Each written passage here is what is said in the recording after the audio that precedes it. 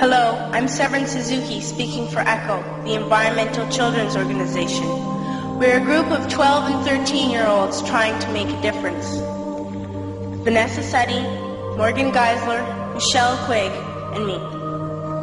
We've raised all the money to come here ourselves, to come 5,000 miles to tell you adults you must change your ways. Coming up here today, I have no hidden agenda. I am fighting for my future. Losing my future is not like losing an election or a few points on the stock market. I am here to speak for all generations to come. I am here to speak on behalf of the starving children around the world whose cries go unheard. I am here to speak for the countless animals dying across this planet because they have nowhere left to go. I am afraid to go out in the sun now because of the holes in our ozone. I am afraid to breathe the air because I don't know what chemicals are in it. I used to go fishing in Vancouver, my home, with my dad, until just a few years ago we found the fish full of cancers. And now we hear of animals and plants going extinct, every day vanishing forever. In my life, I have dreamt of seeing the great herds of wild animals, jungles and rainforests full of birds and butterflies. But now I wonder if they will even exist for my children to see. Did you have to worry of these things when you were my age? All this is happening before our eyes, and yet we act as if we have all the time we want and all the solutions. I'm only a child, and I don't have all the solutions. But I want you to realize, neither do you. You don't know how to fix the holes in our ozone layer. You don't know how to bring the salmon back up a dead stream. You don't know how to bring back an animal now extinct. And you can't bring back the forest that once grew where there is now a desert. If you don't know how to fix it, please stop breaking it. Here, you may be delegates of your government, business people, organizers, reporters, or politicians, but really, your mothers and fathers, sisters and brothers, aunts and uncles, and all of you are someone's child. I'm only a child, yet I know we are all part of a family, 5 billion strong, in fact, 30 million species strong. And borders and governments will never change that.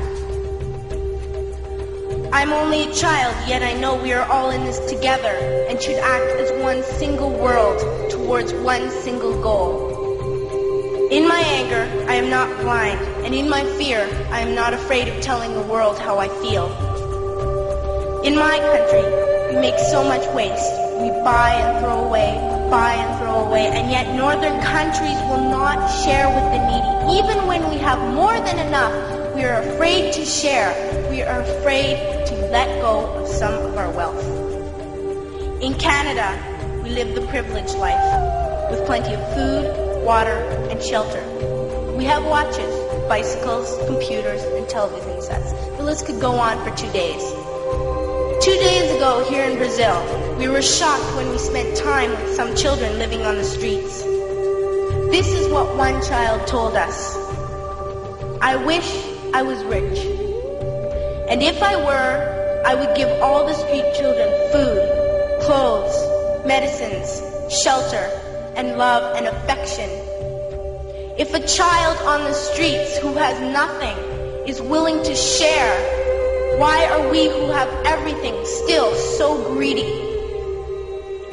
I can't stop thinking that these are children my own age, that it makes a tremendous difference where you are born.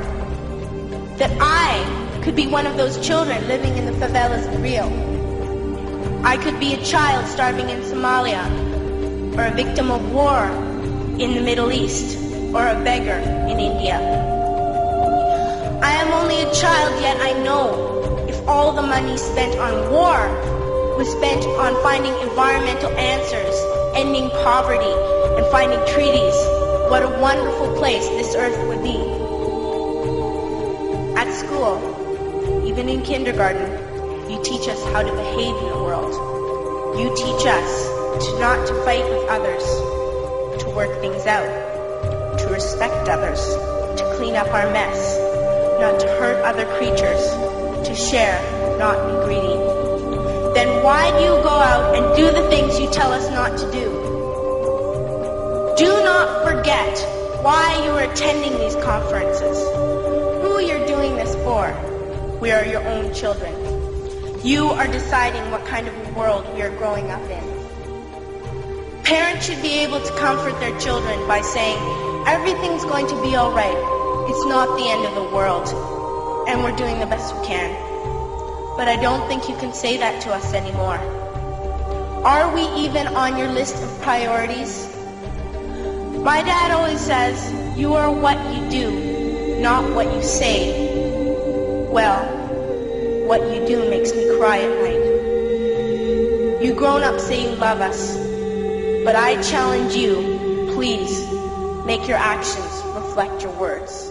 Thank you.